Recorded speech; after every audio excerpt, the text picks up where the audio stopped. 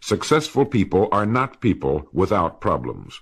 They have, as a rule, just as many problems and largely the same kind as everyone else. The difference is that they learn to solve their problems. Successful living is nothing more than the ability to solve successfully the problems which are as much a part of living as breathing. The degree of our success will be determined by the extent to which we can solve our problems. If you can tell me what you want, I can tell you how to get it. The problem with the great majority of individuals is not with their ability to achieve their goals in life, but rather with the failure to understand two factors vital to successful living.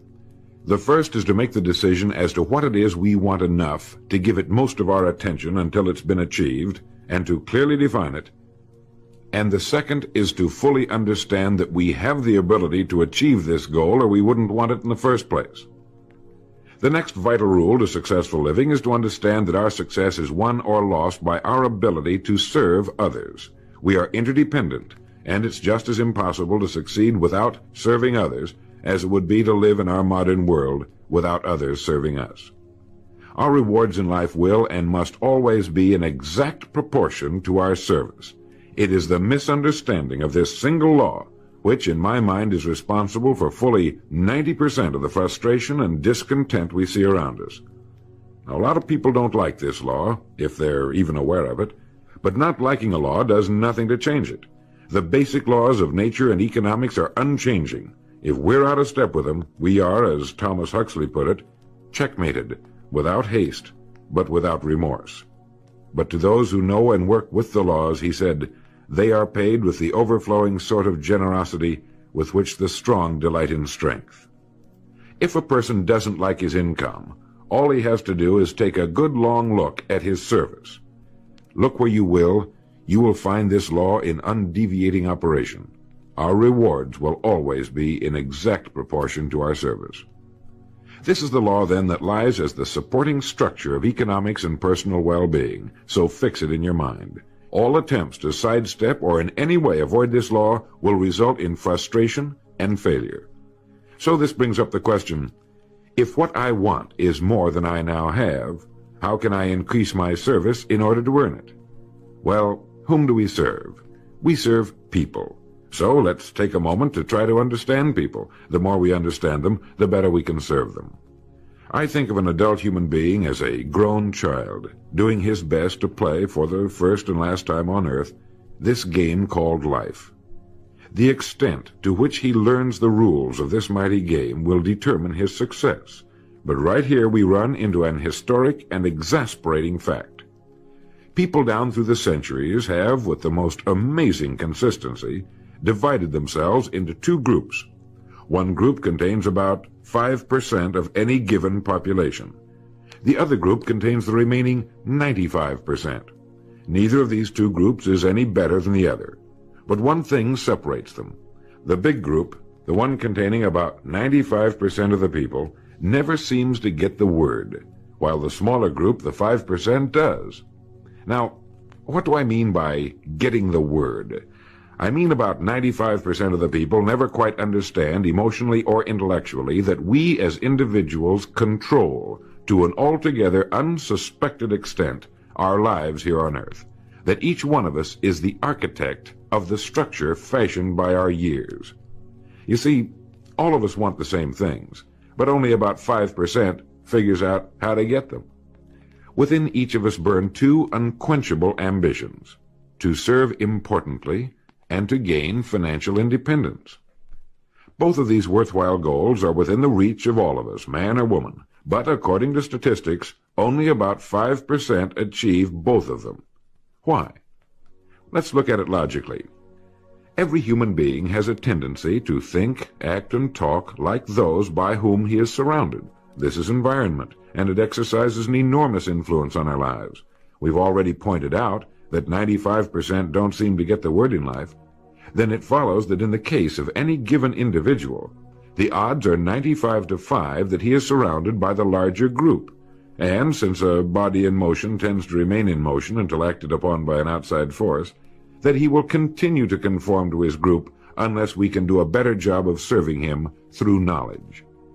The failure of most people to live successfully is not caused by their lack of abilities, far from it, but rather in their failure to decide what it is they want, and understanding that our wants are governed by our talents and abilities, and that we are divided into two groups of roughly 5% and 95%, and that it's the 5% group which is successful. So here, let me give you a definition of success which, to my mind, covers the subject completely. Success is the progressive realization of a worthy ideal. That is, anyone who knows where he is going in life is a success. At the moment he makes the decision of what it is he intends to accomplish, of what it is he considers a worthy ideal, he is successful. Once this goal has been accomplished, he is again, by our definition, a failure, until he establishes a new goal toward which to work. To my mind, this is what we as human beings were intended to do, to go through life from one achievement to another, and to finally come to the end of our road here on earth, still reaching, still working toward a new and better plateau on which to stand. For this is to live and live completely, to know as much as we can know, to serve as much as we can serve, to accomplish as much as we can accomplish. Well, since success is the progressive realization of a worthy ideal, why are we faced with only 5% who can be called really successful? Because the best estimates available tell us that only about 5% will ever decide upon and define the one thing they want. One thing, because we can only do one thing at a time. To my mind, the story of a person's life is the story of a quest, a search to which he devotes his life. We know that the happiest people on earth are those who know exactly what it is they seek and set boldly out to find it. And while we're all dreamers, the fortunate ones are those who have found a dream so exciting and worthwhile that they'll devote a part or all of their lives to making that dream come true. But while all dream, by far the great majority, that 95%, never realizes that a persistent daydream is often the point on which we should set our compass, the place toward which it is meant for us to journey. The tragedy is that the great majority shrugs off this built-in direction finder and returns to the wide, visible, well-marked road in life which they feel must be the best road because it carries the heaviest traffic. Well, let's make this point clear. The road in life with the heaviest traffic is not the best road to follow, for it is the road of the 95%. It is the road with no more opportunity, and with 19 times as much competition. Of all the billions of human beings who've lived on Earth, all great advances, all great ideas have come from just a handful, a few thousand out of billions. Now, how have the people as a group reacted to the great ideas? Every great leader and thinker, from Socrates to the Wright brothers, has been scorned, ridiculed, poisoned, imprisoned, stoned, pilloried, burned at the stake, or crucified. Mankind as a group has made a consistently grisly game of tormenting his saviors. Why? Lack of information, lack of knowledge. It comes from following the wrong crowd. What can we learn from all this as individuals? Two things. One, to amount to anything as individuals, we've got to be individuals. We've got to have individual goals, individual thinking, individual action. And two, we must never conform to the great mass of people. We must love them, help them, for our joy and success will be determined by the extent to which we serve them. But we must never lose our individuality and identity by permitting ourselves to be submerged in this suffocating sea of indirection and purposelessness. There's nothing wrong with emulation. In fact, it's a good idea, so long as we emulate a person who represents that which we wish to become, but never the crowd, never the 95%. We are what we think about. Our minds, our thinking, controls our destinies here on earth to a degree totally unsuspected by the great majority of people. When you think about it a moment, it becomes so obvious, so clear and simple. Well then, if we become what we think about, and if we can control our minds, we can pretty well tell our own future. And that's the point I want to make. That's what I meant when I said earlier that each one of us is the architect of the structure fashioned by our years. This means that if we're confused about what we wish to become or accomplish, our lives, our environment will mirror that confusion. It also means that if we know what it is we seek, that it must be accomplished. barring an act of God or a catastrophe over which we have no control, we as individuals can call our own shots for the rest of our lives. We can know what it means to go through life from one success to another, to play life according to the rules and reap the rewards. We can know what it means to have peace of mind and live calm, cheerful, successful lives. You are at this moment the sum total of your thoughts to this point, for there is nothing else you can be. And 5 years from now, you can be and have anything you set your entire mind and heart upon. Succeeding in life has always been a matter of doing that which the great majority does not do. Now let's keep this in mind as we get into this business of goals. It isn't that I want to make an invidious comparison between the 5% and the 95%, not at all. That's just the way it is. And if we don't recognize it, it will be to our cost. At the beginning of this record, I made the statement, if you can tell me what you want, I can tell you how to get it. You see, the trick is not in achieving our goals, it is in establishing them. A ship would never leave a harbor if it did not have a destination. An industrial plant would never open its gates if it did not have a product or a purpose. Football would not be played without goalposts, nor would baseball without a home plate. Every business operates for a purpose. Every game has a reason. Getting back to the analogy of our ship, if you were to climb to the navigation bridge and ask the captain the name and location of his next port of call, he would tell you immediately. There's not the slightest doubt in his mind. Can you tell anyone your destination just as quickly and in one sentence? The captain of the ship knows that he can arrive at only one port at a time. He knows that it's impossible to arrive at two. Do you know that? He also knows that his destination will be invisible for fully 99% of his voyage, but he knows it's there, and that he'll reach it, barring an unforeseen catastrophe, if he will just keep doing certain things a certain way every day. One fine morning his destination will appear on the horizon. He'll sail into port, his voyage successfully completed. When his business has been accomplished, he'll then sail to another predetermined port of call, and this will take him and his ship from one success to another for the rest of both of their lives. By understanding that he can reach only one port at a time, the owner of a ship can, in the short space of a very few years, reach hundreds of ports successfully. There'll be problems, lots of them, but they'll be solved, and the ship will steam its solitary course over the deep oceans of the world, devoting its life to accomplishing its mission and contributing its share to the welfare and economy of the world. Men and women who follow this sensible, obvious, and meaningful way of life will do the same. But the paradox is that most are like ships without rudders. They're subject to the whims of wind and tide. And while they hope they'll one day arrive in a rich and bustling port, you and I know that for every narrow harbor entrance, there's 1,000 miles of treacherous and rocky coastline. The chances of their just drifting into port are 1,000 to 1 against them. These are the unfortunate people who, not knowing the rules, believe that circumstance controls our lives. They believe in luck and superstitions, fate, the breaks. They believe that success comes as the result of who you know, not what you know. And while they cling to their false alibis, life passes them by. For the rules of life are just, and they are checkmated, without haste, but without remorse. Now what about you?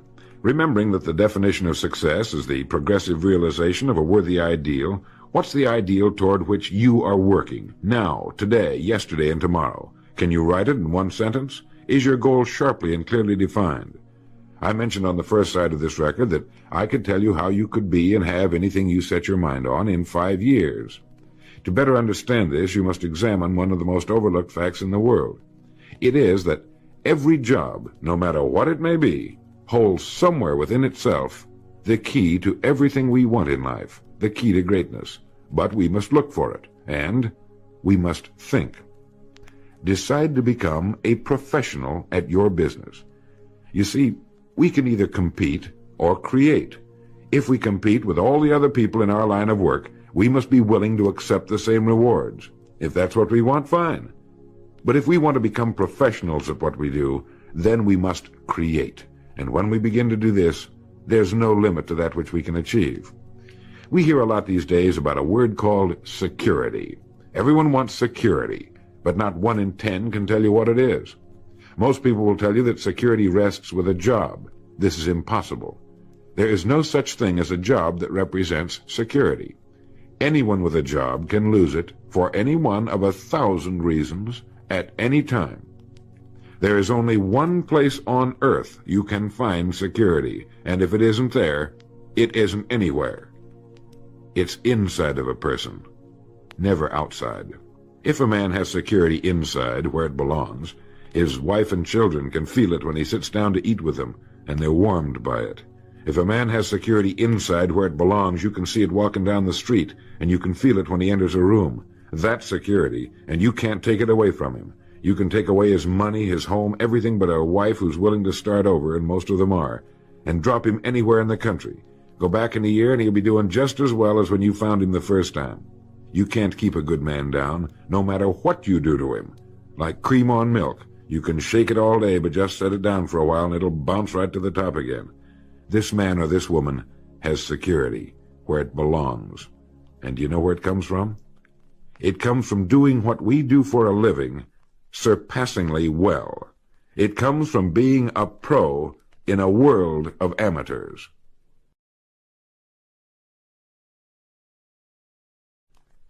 Becoming a pro isn't difficult. It comes from knowing what to do with time. It comes from knowledge, planning, and working. First, knowledge. This means learning everything we can about what we sell, learning everything we can about people, since that's who we sell, and learning everything we can about selling, since that's our profession. What we sell, who we sell, and how to sell. Those 3 subjects would fill a large library, but we can take things one at a time, and by devoting an hour a day to study, we can become outstanding professionals in 5 years or less. And it's the professionals in this business who can write their own tickets, good times or bad. They can live where they choose, and being professionals, work when they choose. Second, planning. This means writing down the specific goal we're now working toward. It means writing in detail about the first port of call we want to reach, realizing that we can only reach one at a time. It means selecting the income we feel will represent financial independence to us.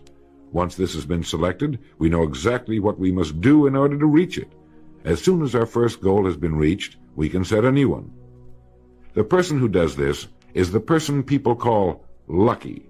Good things just seem to happen to him. The so-called breaks start coming his way.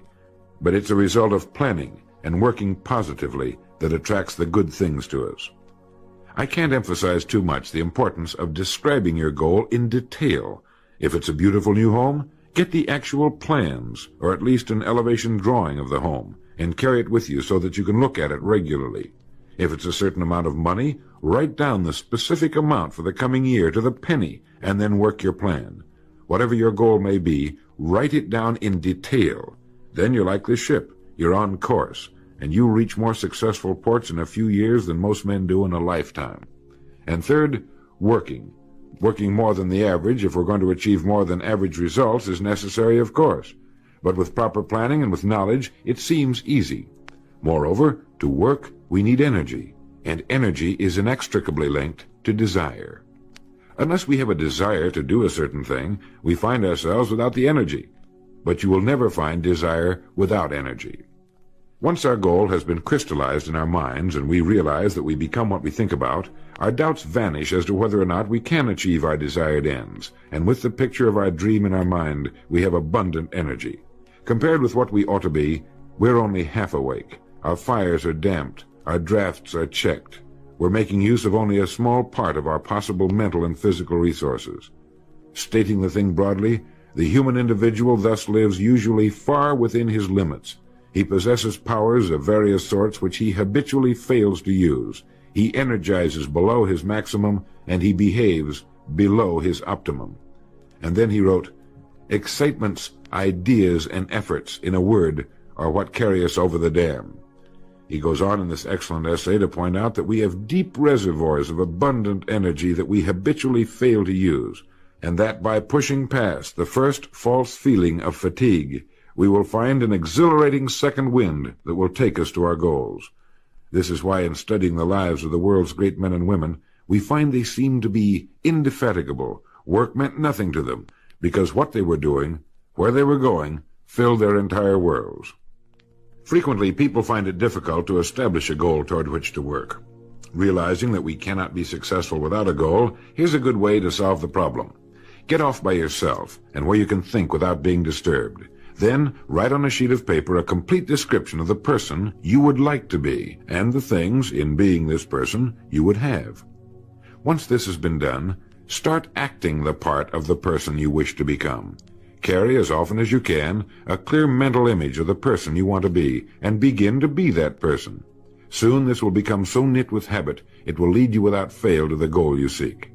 You see, when you begin to do this, you're using your greatest power, your mind, and you will become what you think about.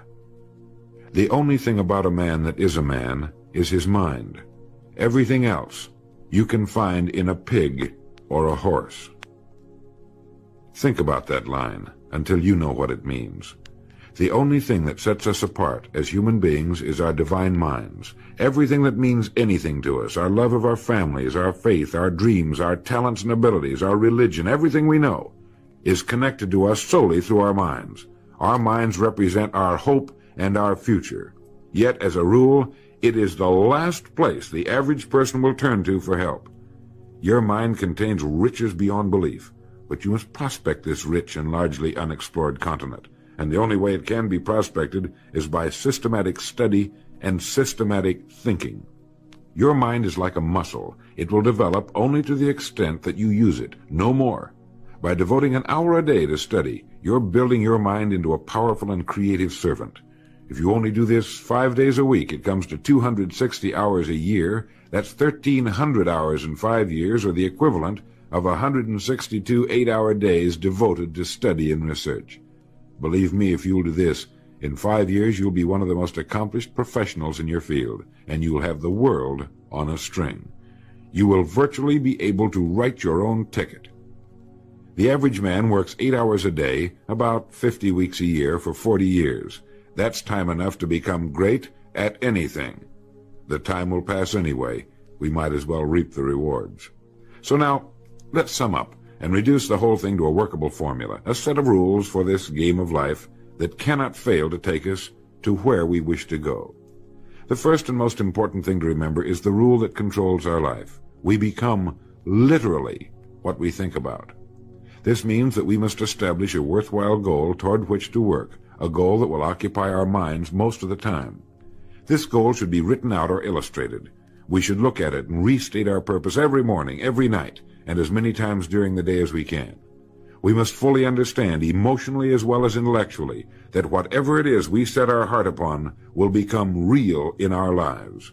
We must also remember the law that lies as the basic foundation for all economics and personal well-being as well.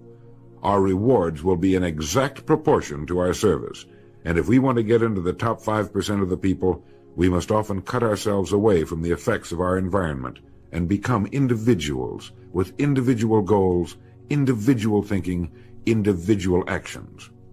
We must realize that our daily work contains more opportunities than we could develop in a lifetime, and that our job contains within itself the key to greatness, the road to everything we could possibly want in life for ourselves and our families. We must realize, too, that security can be found in one place only, inside of us. If it isn't there, it isn't anywhere. And the only road to security lies in doing what we do for a living surpassingly well. And lastly, that we must become professionals at what we do, and that becoming a pro involves knowledge, planning, and working. Knowledge of what we sell, who we sell, and selling. Planning by establishing the goal, which automatically establishes our work pattern. The great salesman is like the great golfer. It looks easy the way he does it, because it is easy the way he does it. But it took time, dedication, and work in its accomplishment. Is it worth it? You bet it is.